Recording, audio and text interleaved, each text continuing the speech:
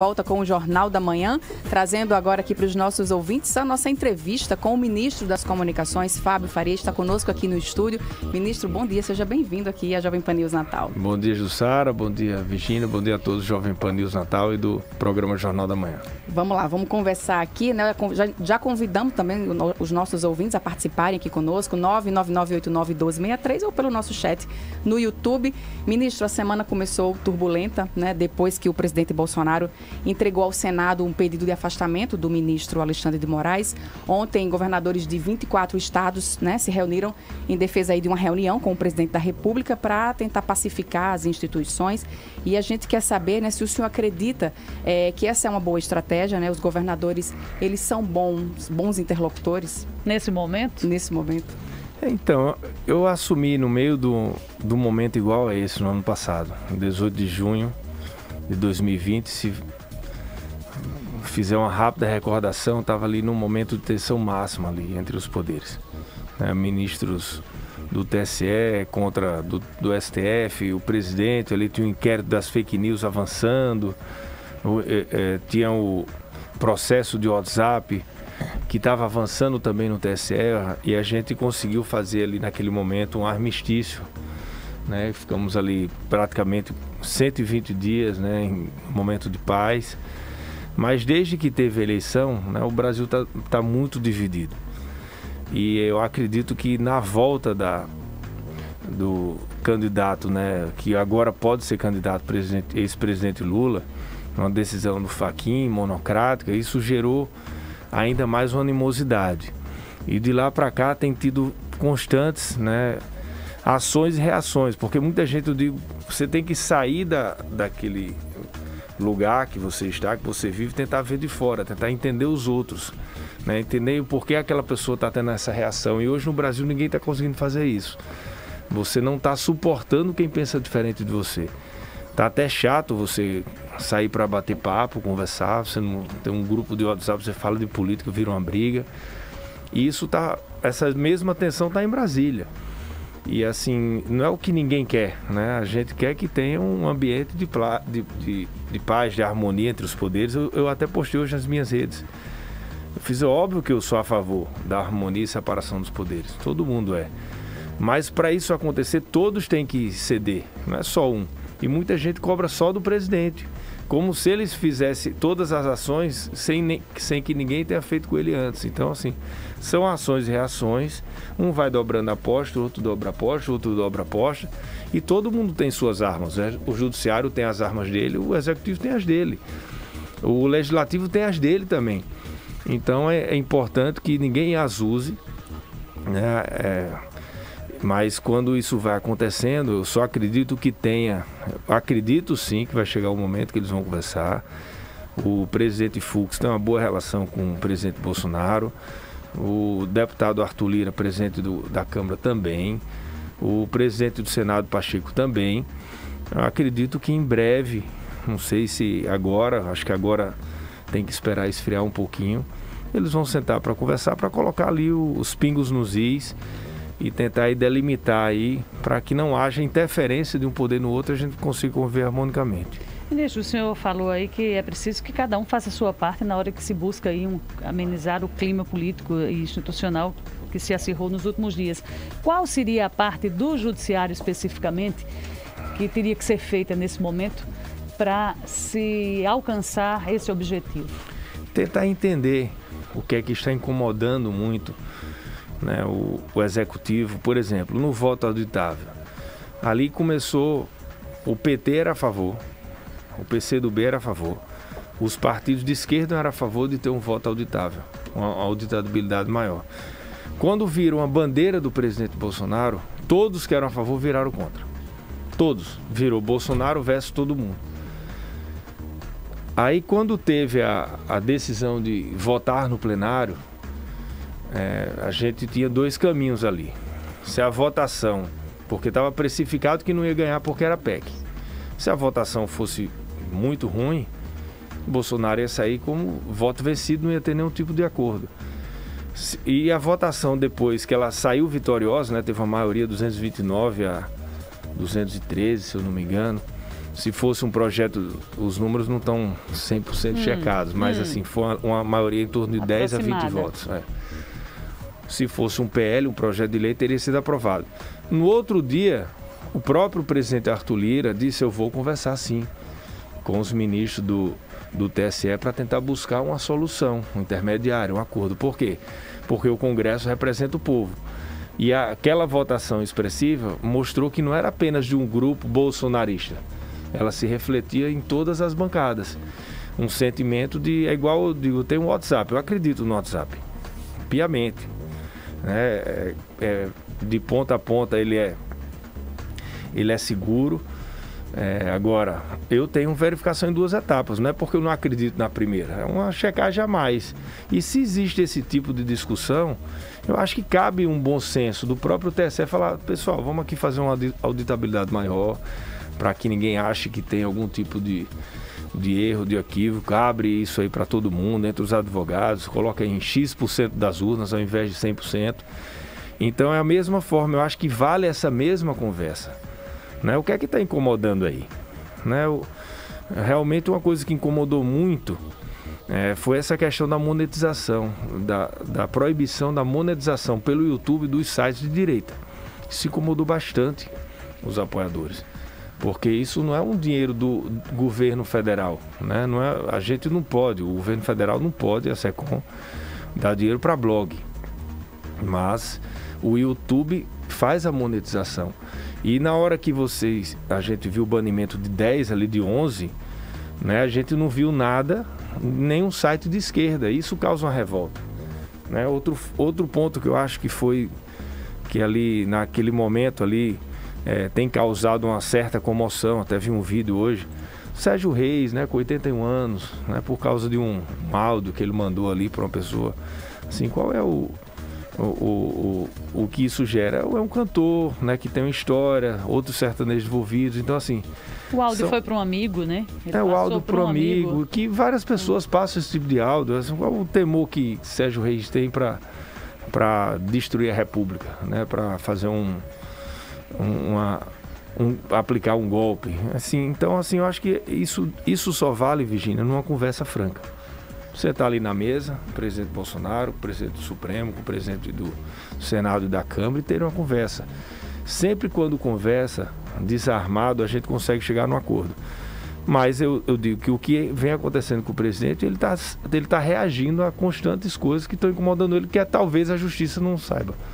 Não tenha noção, o judiciário não tenha noção do incômodo que tem sido causado a ele. E quando a gente perguntou, quando Jussara perguntou para o senhor se os governadores são bons interlocutores, ministro, justamente para saber como a gente chegará a um resultado final que eles estão pleiteando, diante até da reunião de ontem que a gente acompanhou, que alguns governadores também, ao mesmo tempo em que pedia o diálogo, também esticavam um pouco a corda em relação ao preço dos combustíveis, por exemplo. A gente viu o governador da Bahia reclamar que o presidente estaria atribuindo aos governadores esse reajuste de combustível. É possível pacificar os ânimos com interlocutores nesse nível ou não? Eu acho que todo mundo que quer ajudar tá bem-vindo. Não acredito que seja por esse caminho. Acho que são essas 4 pessoas, mais aí o procurador-geral, o presidente do Supremo, da Câmara, do Senado e da República. Eu acho que a conversa tem que ser esses 5 aí, para que eles busquem um diálogo bem transparente e que cada um dentro do seu poder consiga fazer aí o presidente Fux fala no Supremo, depois o presidente Bolsonaro fala para a gente, para os ministros, o Arthur fala com os líderes da Câmara, Pacheco com o do Senado. Eu acho que a conversa é muito mais produtiva. E depois disso eles voltam para ter um feedback geral de todos, de cada poder. Então, no primeiro momento, sem os governadores, o senhor defende? No primeiro momento não dá para colocar 24 pessoas numa sala para resolver. Ministro, o ministro da Economia, Paulo Guedes, ele lamentou que esse clima eleitoral antecipado, tem travado a pauta econômica aqui no país. Eu queria saber se o senhor concorda, e se é possível mudar esse clima daqui por diante. Concordo. A gente está tendo uma boa recuperação econômica em relação aos países, crescimento aí acima de 5% previsto pelas agências, mas o que é que o investidor vê? O investidor ele vê vários cenários, e um deles é o que ele observa é o ambiente político. Então, um ambiente político hostil, no momento que tem essas animosidades, atrapalha o investidor estrangeiro. Isso reflete a economia. E também tem várias outras coisas, né? Por exemplo, nos Estados Unidos, a volta, a variante Delta é uma incerteza, né? Israel tendo que fazer a terceira dose de vacinação, que a gente achava que era em 1 ano. Hoje saiu de novo falando do Butantan, que é acima de 55 anos tem que aplicar a terceira dose. Então, tudo isso vai precificando o mercado fora. A inflação está acontecendo no mundo inteiro, nos Estados Unidos, que a gente não via inflação há muito tempo. Tem aumentado também por causa da ajuda lá que o governo federal deu, do governo americano, né? A ajuda que o governo federal deu aqui, os 320 bilhões do auxílio emergencial, isso provocou um aumento da inflação. Foi muito importante, mas é normal, porque a pessoa compra um celular, aumenta o preço do celular, compra material de construção para reformar a casa, aumenta o preço do cimento, compra mais comida, aumenta o preço do arroz, e o mercado externo consumindo. Então, assim, isso vai tendo uma relação, uma geração em cadeia. Então, o que o Paulo Guedes disse faz total sentido. É um momento da gente apaziguar para mostrar que tem estabilidade, entre os poderes, que tem segurança jurídica, que isso é importante. O investidor tem que ter segurança jurídica para entrar no país. Mas eu acredito que isso aí não está abalando tanto, porque eles sabem que isso tem um prazo e que dentro de poucos dias ou poucas semanas estará resolvido. Ministro, vamos entrar, a gente fala já sobre eleições de 2022, mas eu queria ouvir sua opinião sobre o andamento da implantação do 5G no Brasil, porque recentemente um dos ministros do TCU pediu mais tempo para análise naquele julgamento, né, do edital do leilão da 5G. Isso atrapalha o cronograma, ministro? Quais são os planos? Não, Virgínia, por quê? Porque na semana passada teve a votação do TCU, ela foi antecipada em 34 dias. A equipe técnica antecipou e o ministro Carreiro antecipou em 5 dias o voto dele. E a gente conseguiu ter 7 votos dos 8 votantes, que a presidente, que é a nona, só vota no 4-4. Então tinham 8 para votar.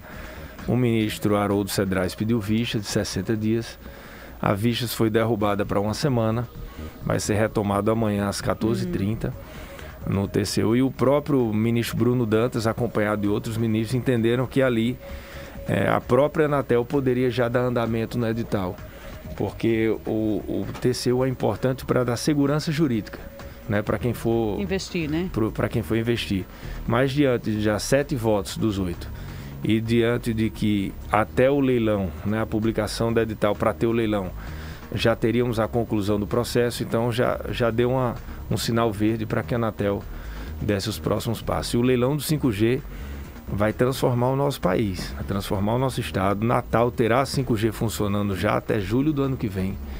O 5G, o celular 4G, ele tem em torno de 30 megabits, o 5G tem 1 giga. Ele é muito mais rápido do que o 4G, com a latência muito baixa. Então vai ter a internet das coisas, a gente vai ter uma cirurgia à distância, um paciente pode estar ali em Serra Caiada e um médico em São Paulo fazer uma cirurgia. A gente abriu um centro cirúrgico. Acredito que no Rio Grande do Norte devemos ter aí 4, um em cada região para fazer cirurgia à distância, né? Cidades polos que a gente escolha. A gente vai ter veículos sem motorista, tratores sem motorista. Você vai consertar um trator na lavoura à distância. O médico lá sei lá, no Japão vai poder fazer um acesso à internet diferente. Vai ser uma revolução muito grande que a gente vai ter. E a gente tem 40 milhões de brasileiros sem internet, a maioria deles no Norte e no Nordeste. Como é que a gente vai levar? Através do leilão do 5G. Então, esse leilão, 40 bilhões dos 45 serão investidos no setor.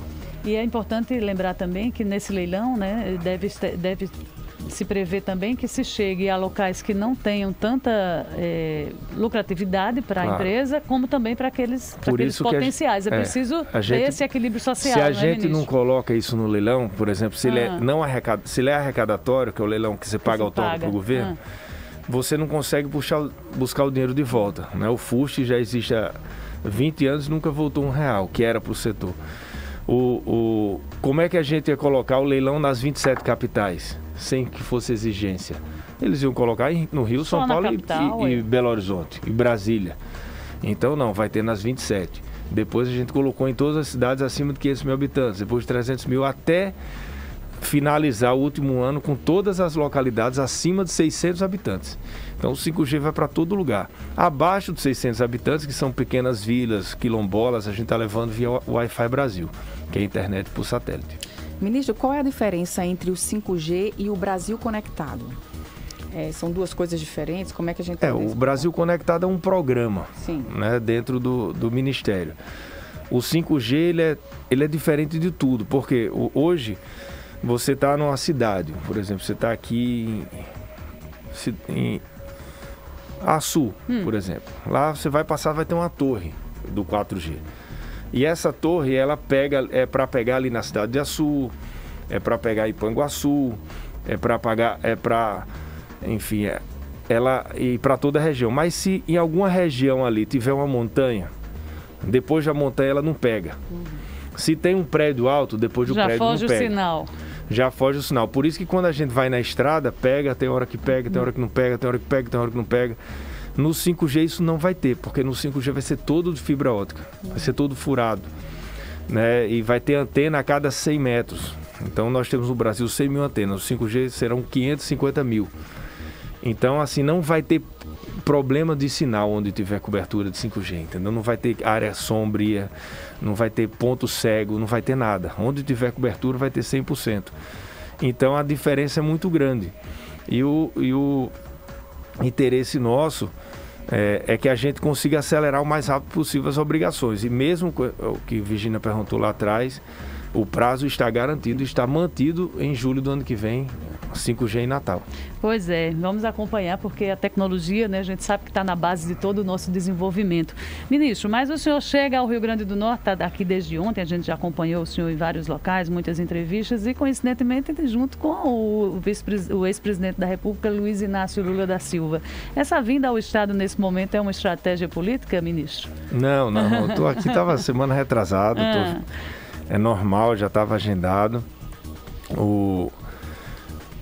A gente está desenvolvendo aí, eu tenho de muitos estados, né? Até porque pela minha pasta, eu estou sendo demandado. Muitas vezes eu tenho que ficar em Brasília, né? Desde cedo, começa aí já o ministro das Comunicações, ele é demandado 6 da manhã. Acho que eu sou o primeiro a ser demandado. Acho que Queiroga começa às 5, eu começo às 6.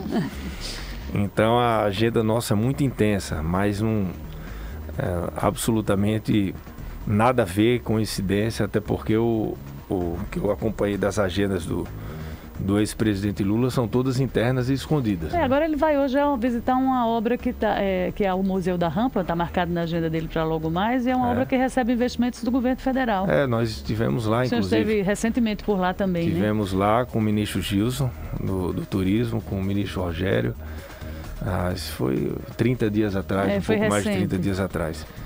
Inclusive teve obra, teve recurso da bancada, né? Inclusive até lembrei o ex-presidente da Câmara, né? O deputado Henrique Alves também tinha alocado, o ex-governador Robson também tinha alocado. Foi um conjunto de vários parlamentares do Estado com o dinheiro do recurso federal que complementou aí com o ministro do Turismo agora do governo Bolsonaro. E agora o jantar ninguém sabe onde vai ser. O de ontem soube que foi na casa de Jean Paul, hoje parece que vai ser no hotel, sempre escondido, porque nós sabemos que, apesar do que falam, mas a dificuldade é muito grande de colocar Lula na rua.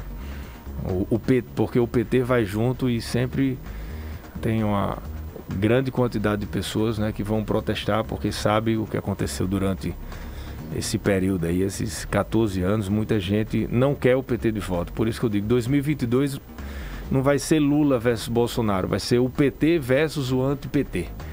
Isso vai ser o palco, porque hoje ele está fora, ele está de camarote, ele foi tornado elegível, ele estava inelegível, ele estava cheio de condenações, estão querendo tirar tudo, e o presidente está no núcleo está no meio da CPI, está no meio do Covid, está no meio das discussões, está no meio da discussão entre poderes. As pessoas hoje só debatem entre Bolsonaro ou anti-Bolsonaro. Mas o PT não está no ringue aí, na hora ele irá. E na hora que ele for para o ringue também, todo mundo vai começar a relembrar, né, tudo que aconteceu e ocorreu com o PT. Ministro, a gente falando aqui sobre eleições, né, se fala muito nessa questão da terceira via para 2022, pelo seu feeling político, né? O senhor acredita que o presidente do Senado, por exemplo, né, Rodrigo Pacheco, pode ameaçar os dois favoritos, né, teoricamente favoritos, que são o presidente Bolsonaro e o ex-presidente Lula? Eu acredito que Rodrigo Pacheco não será candidato. Por que o senhor afirma isso? Isso eu afirmo porque... Não afirmo, acredito. Não acredito. Eu ouvi isso do presidente do partido dele, da Semineto, ouvi isso de outros amigos dele, que ele seria candidato se por um acaso nem Lula ou Bolsonaro fosse candidato. Ele sabe que o cenário está polarizado e que ele tem uma vida política pela frente. Inclusive tem um compromisso dele apoiar o prefeito de Belo Horizonte, ao governo lá de Minas, mas já dizem que talvez o prefeito não saia candidato, já falam que ele também pode ser candidato a governador em Minas. Ele tem o direito de ser candidato à reeleição no Senado. Então eu vejo, ele tem vários cenários que ele deve estar observando, mas ele sabe, né, um político experiente como ele é, que hoje existe um terço do Brasil que vota em Bolsonaro, um terço do Brasil que vota no PT, e ali 40% do centro que decidem a eleição, mas que ali saem 8 candidatos, né? Eles saem todos divididos ali. Então qualquer hoje analista de pesquisa, ele vê que não tem como um candidato de centro ter ali 100% dos votos e matar todos os outros. E se você for ver, isso existe muito tempero, né? Tanto no bolsonarismo como no petismo. Então é uma candidatura que vai ter... Espero que não piore mais os anos, mas vai ser a expectativa é que seja muito radicalizada. E quando você radicaliza, vira um fla-flu, é difícil entrar aí um outro time, uma volta redonda no meio, um Bangu, entendeu? Para mexer com esse cenário, Para mexer com esse cenário. Mas, ministro, então é apenas uma opinião que eu acho. Que ele não é candidato. Uma opinião. Né? Quem sou eu para saber o que o presidente do Senado vai fazer? Ministro, na vinda do ex-presidente Lula ao Rio Grande do Norte está aí as estratégias e as composições com vistas às eleições de 2022. O Centrão está no foco, no radar do ex-presidente também para tentar trazer alguns partidos para apoiar a candidatura, e a gente vê a mexida nesse tabuleiro. E do lado de cá, do lado do que o senhor faz parte, voltado para a sucessão local, o senhor já disse que é pré-candidato ao Senado. Que critérios o senhor defende que sejam utilizados para se definir uma candidatura ao Senado entre o seu nome e do seu colega ministro Rogério Marinho? Do lado da governadora do PT, eu soube que hoje o presidente Lula ia fazer um convite formal para que o deputado Walter Alves fosse candidato a vice de Fátima. Isso é o que... Isso está circulando, a informação que circula é essa, que Garibaldi, né, seria candidato a deputado federal na vaga dele. Isso é o que eu fiquei sabendo ontem. Mas que vamos confirmar aí logo em seguida. E em relação ao Senado, teve uma conversa do ex-deputado Rogério, ministro, que eu tenho um total respeito, né, amizade. Ele tem total legitimidade de buscar a sua pré-candidatura, né? Como o deputado Benes também está buscando a sua pré-candidatura ao governo. E todos nós focados, né, no Ministério, mas a gente é um ser político, a gente conversa política, a gente debate, a gente dialoga, faz pesquisa, né? As últimas pesquisas todas me colocaram bem situado para o Senado, as pesquisas internas também, com potencial de crescimento, e isso faz com que a gente se sinta que está fazendo um bom trabalho. Então o critério poderia ser a pesquisa de opinião? Não, acho que não existe esse tipo de critério. Acho que o critério tem que ser o seguinte: quem é o melhor nome para derrotar Fátima? Quem é o melhor nome para se eleger senador, para derrotar o senador do PT? Quem vai ser Fátima com o senador do PT? E quem seria o nome para derrotar a governadora nesse momento? Nas pesquisas que a gente tem feito, os dois nomes que derrotariam Fátima rapidamente, assim, uma distância, assim, as que eu tenho, não posso falar em pesquisa interna, mas tem umas que vocês já viram, mas com uma grande margem de diferença no segundo turno, colocando os dois nomes, é o prefeito Álvaro Dias e o ex-prefeito Carlos Eduardo. É possível uma chapa Carlos Eduardo e Fábio Faria? Carlos Eduardo para o governo, Fábio Faria para o Senado? Aí a gente está conversando, existe a gente teve uma conversa pessoal, temos conversado por telefone, ninguém é candidato de si próprio. Como eu disse, eles estão legitimamente tentando construir uma pré-candidatura. Eu também tenho buscado, né, dialogar com quem... Mas eu não acredito em curral eleitoral, Virginia. Se você for olhar, Fernando Bezerra uma vez fez uma carta, ele tem um apoio, acho que de 150 prefeitos, perdeu a eleição. Eu lembro na eleição contra Vilma, né? Iberê, em 2010, mesma coisa. Quase todos os prefeitos com ele perdeu. Em 2014, Henrique tinha todos os prefeitos, todos os deputados, todos os partidos perdeu a eleição. Em 2018, quem tinha era Robson, todos os prefeitos, o maior tempo de TV, não foi nem para o segundo turno. Então, assim, eu acho que se você não entender que a política mudou, que você realmente tem que ver o que é que a população está pensando de você, o que é que ele espera, o que é que o senador do Rio Grande do Norte tem que fazer. Tem muita gente que não gosta de mim. Tem muita gente que gosta, muita gente não gosta, por conta de ideologia, por conta de muita coisa. Mas, assim, o que é que o senador tem que fazer? O senador tem que ser bem relacionado em Brasília, tem que ser bem articulado, tem que conhecer realmente como trazer dinheiro para o Estado, tem que ter relação com os empresários aqui e fora. Porque o nosso Estado precisa de desenvolvimento, precisa de projeto. Então é isso que a gente vai analisar no momento certo, mas assim, tanto eu como o Rogério temos repetidas vezes dizendo assim, um não vai enfrentar o outro. É porque hoje... E a gente vai ouvir, vai ter uma conversa final com o presidente da República. É quem vai bater o martelo? É quem vai ajudar a mediar isso.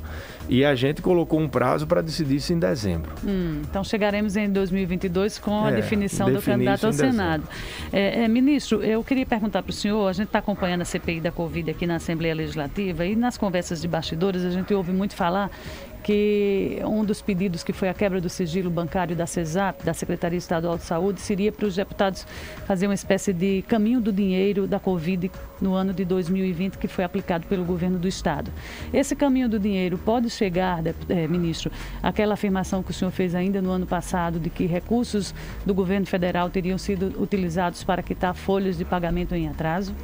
Follow the money, né? Isso é o que tem que ser feito, siga o dinheiro, porque Virgínia, tinham 19 estados no governo Temer, no final de 2018, com folhas atrasadas, 19. Com situações dramáticas. A governadora Fátima ganhou, assumiu, disse que ia colocar tudo em dia, não colocou. Quando veio o Covid, veio uma distribuição de 320 bilhões de auxílio emergencial, que isso ajudou a economia do Estado, aumentou a arrecadação do Estado, e 180 bilhões de reais que distribuíram direto para os estados. Todos esses 19 estados, todos colocaram a folha em dia, anteciparam 13º, anteciparam tudo. Por quê? Porque eles nunca viram tanto dinheiro na vida como durante o Covid. Agora, quem diz não sou eu, o TCE que disse que teve um desvio de finalidade. Porque não é que você pega o dinheiro do Covid e você paga a folha. Você pega uma fonte que você era para pagar algum tipo de despesa, paga outro tipo de despesa e aquela fonte que pode pagar a folha, ela vai pagar a folha. Então você faz um desvio de finalidade. Quem sabe checar isso é o TCE e a própria CPI. Que o consórcio a gente tem acompanhado que teve uma denúncia que é grave, que tem um atravessador da Bahia que recebeu 12 milhões de reais, né? E que esses recursos nas negociações dos respiradores. E 5 milhões daqui que também não sabe para onde foi. E os respiradores não vieram.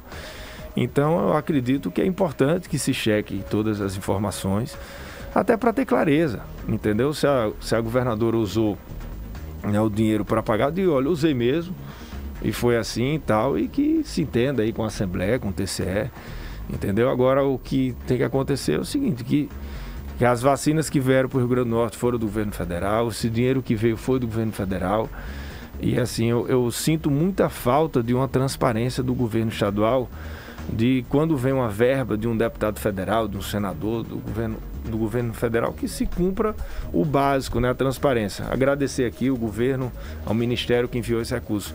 Isso existe uma tentativa muito grande que tem dado certo, tá, para a Fátima. Ela estaria pegando carona, ministro? Pegando carona. Se for ver as pesquisas, muita gente acha que quem comprou as vacinas... Pergunta clara, acha que foi ela. Por quê? Porque viu nas redes do governo. Então tem enganado mesmo a população. Agora, uma hora a conta chega, né? Ministro, a gente está aqui se aproximando do finalzinho da nossa conversa, mas a gente não pode deixar de falar da privatização dos Correios, que também é uma pauta importante para o nosso país. A pergunta é, essa privatização, ela deve acontecer em quanto tempo e se o governo federal depende dessa venda para manter programas como, por exemplo, o Auxílio Brasil, né, o novo Auxílio Brasil? Então, a privatização foi aprovada na Câmara, está no Senado. Essa semana a gente escolhe o relator, falei com o presidente Pacheco. Ele fez um acordo de procedimento. Ela vai para o CAI. A CAI é a Comissão de Assuntos Econômicos. Eles fizeram um acordo de até 15 dias votar na CAI. Depois vai direto para o plenário. Então vai passar por uma comissão, acredito que uma semana depois vota em plenário. Então a previsão é em torno de 3 semanas a 30 dias a gente votar agora no mês de setembro. Os Correios. Em relação ao vínculo com o auxílio, não tem nenhum vínculo. É zero.